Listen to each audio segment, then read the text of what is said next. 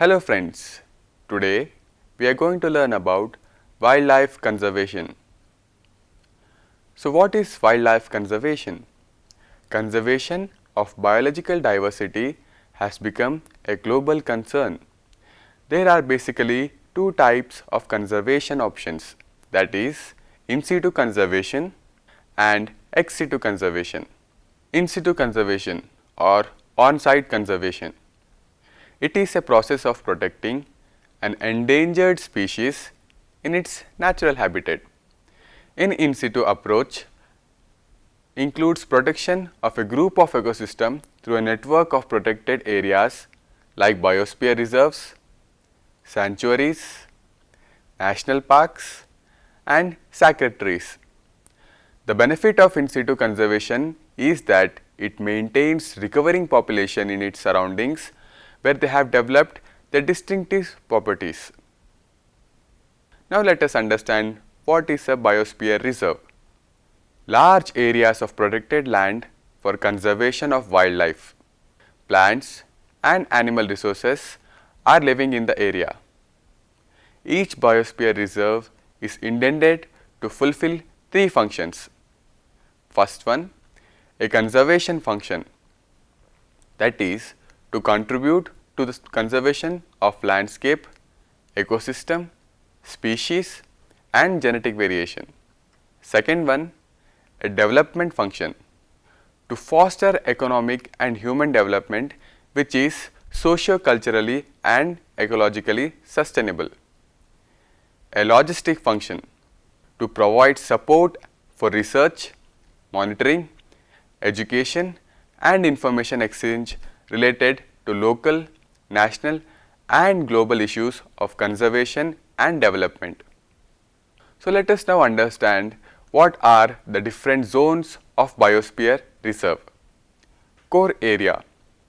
The core area comprises a strictly protected ecosystem that contributes to the conservation of landscapes, ecosystem, species and genetic variation. These are the legally protected area of the ecosystem. Buffer zone.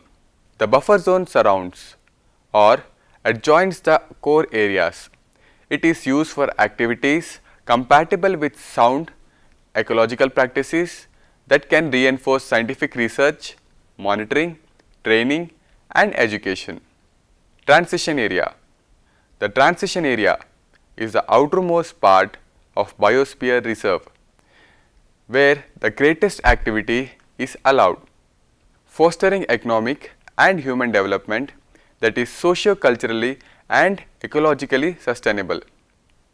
It is the area of cooperation between reserve management and local people. It is an area where sustainable resource management practices are promoted and developed. So now I am going to list various biosphere reserves and the states in which they are present.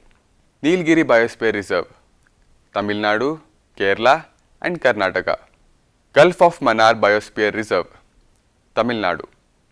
Sundarban Biosphere Reserve, West Bengal. Nanda Devi Biosphere Reserve, Uttarakhand. Panchamari Biosphere Reserve, Madhya Pradesh. Now let us understand what are wildlife sanctuaries. Specific endangered faunal species are well protected in the wildlife sanctuaries. Limited biotic interference is allowed. Ecotourism is permissible. Private ownership of land is allowed as long as the life of animals is not disturbed. Boundaries are not circumscribed. Wildlife sanctuaries are also called wildlife refuge. It is a naturally occurring sanctuary such as an island that provides protection for species from hunting, predation or competition. Or it is a protected area, a geographic territory within which wildlife is protected. Such wildlife sanctuaries are generally officially designated territories. So, there are do's and don'ts when you approach or when you visit a wildlife sanctuary. So, the do's are Obtain a permit before entering the park or sanctuary. Be accompanied by a guide authorized by the park or the sanctuary. Wear inconspicuous khaki, olive, grey clothing.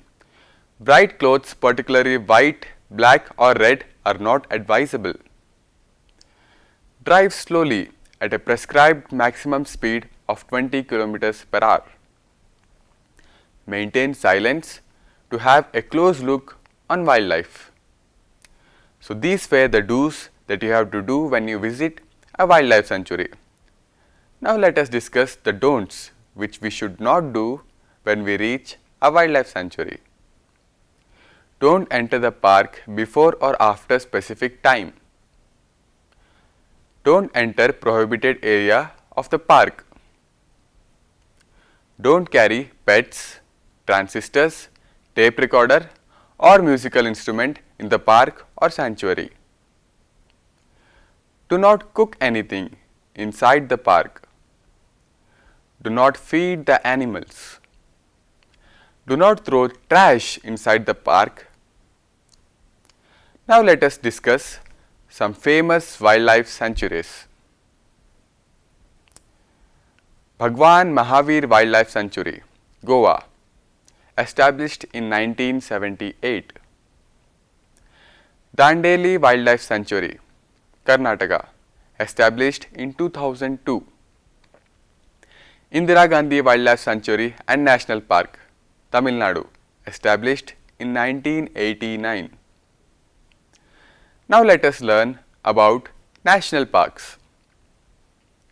Natural habitats of certain endangered species is earmarked as national parks. Here, such threatened animals are protected. No biotech interference is allowed. Ecotourism is permissible. The forest area is strictly reserved for the protection of wildlife. Boundaries are legally declared. The earliest national parks are Yellowstone National Park in USA and Royal National Park in Australia. Thank you.